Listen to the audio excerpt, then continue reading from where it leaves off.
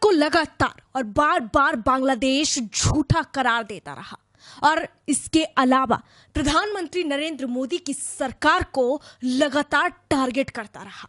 मोहम्मद यूनुस पाकिस्तान के साथ हाथ मिलाते दिखे, खुश होते नजर आए उसी पाकिस्तान के साथ जिससे अलग होने में भारत ने एक अहम भूमिका निभाई।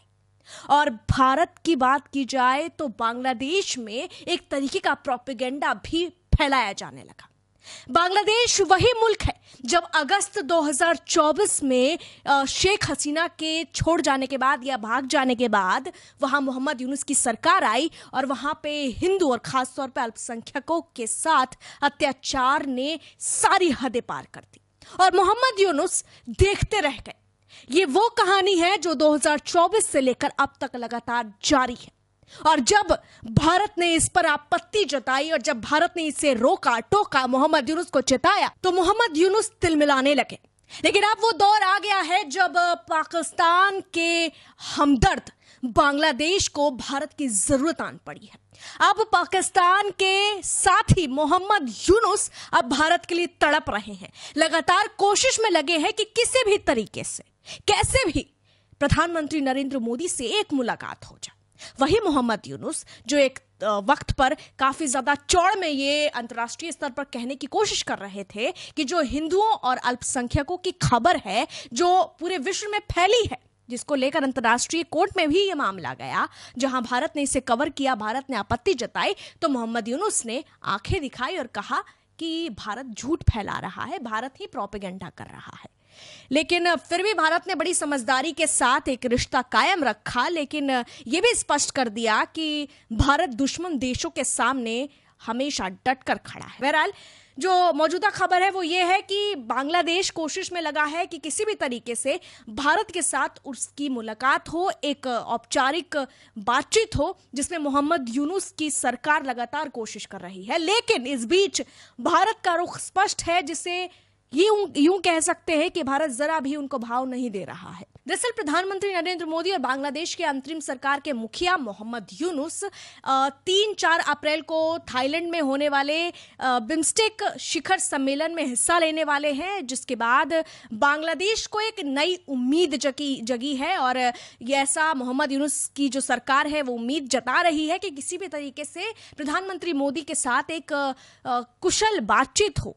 हालांकि भारत, जैसा कि हमने आपको पहले ही बताया कि भारत जरा भी भाव नहीं दे रहा है। आपको जानकारी दे दें कि बांग्लादेश के अंतरिम सरकार में विदेश मामलों के सलाहकार मोहम्मद तौहीद हुसैन ने ये मीडिया के सामने ये स्पष्ट किया और बताया कि बांग्लादेश की सरकार, जो अंतरिम सरकार है, वो लगातार और खास तौर पे इशारा दे चुकी है भारत को कि वो एक बैठक करे और इसको लेकर उन्होंने स्वीकार किया है। जो इसको ऐसे भी मान सकते हैं कि उनके मुंह से ही उन्होंने अपनी बेइज्जती कर दी, क्योंकि भारत, ये स्पष्ट हो चुका है कि भारत की तरफ से उन्हें कोई इशारा नहीं मिल रहा है और ना ही उनके इशारों को इतना तवज्जो दिया जा रहा है। प्रधानमंत्री नरेंद्र मोदी ने लगातार ये कहा है और इससे पहले भी विदेश मंत्री डॉक्टर एस जयशंकर ने भी लगातार ये स्पष्ट किया है कि बांग्लादेश में खासतौर पर जो हिंदू अल्पसंख्यकों के साथ बर्ताव किया जा रहा है और जो मंदिरों पर हमलों की खबर है, उसको लेकर यूनुस सरकार स्पष्ट करे, उस पर रोक लगाए। ये तमाम तरीके की चेतावनी भारत की तरफ से कई बार गई है।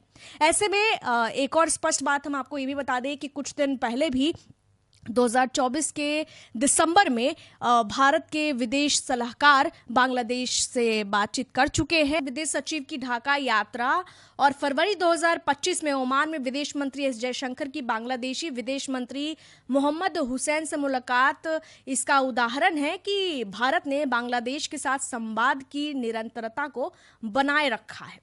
हालांकि बात करें तो दोनों देशों के बीच नदी जल बंटवारे को लेकर और सीमा सुरक्षा को लेकर दोनों तरफ की एजेंसियों के बीच बैठक सामान्य तौर पर हुई, लेकिन इस बीच ये भी स्पष्ट नजर आया कि भारत जो है काफी ज्यादा बांग्लादेश के खिलाफ कड़ा रुख अपनाए हुए है। आपको हम ये भी जानकारी दे दें कि बांग्लादेश में यूनुस सरकार लगातार भारत विरोधी एजेंडे के साथ चल रहे हैं। वहीं पाकिस्तान के साथ उनकी नजदीकियों ने भी भारत का रुख कड़ा करने में एक अहम भूमिका निभाई है। सार्क संगठन को नए सिरे से आगे बढ़ाने की बात बांग्लादेश कर रहा है, जो पाकिस्तान चाहता है। हालांकि भारत इसके सख्त खिलाफ है।